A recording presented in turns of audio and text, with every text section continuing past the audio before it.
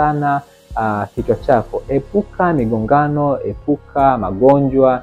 Kuna magonjwa ambayo wakati fulani yanaathiri hata uwezo wa wewe kung'amua vitu tena. Umepata malaria, hujaishughulikia, imekuwa malaria kali zaidi, mwisho unasema malaria imepanda kichwa, lakini sivyo, bali ni cerebral malaria tu. Mwisho inaathiri hata uwezo wako wa kung'amua vitu, uwezo wa kukumbuka vitu, na uwezo hiki unajibu hiki. Kwa hiyo kuna mambo mengi hapa ya kushughulikia, lakini tujitahidi sana kutokusahau pia mazoezi ya mwili. Unapokuwa na mwili ambao uko fit, hata akili yako inakuwa fit.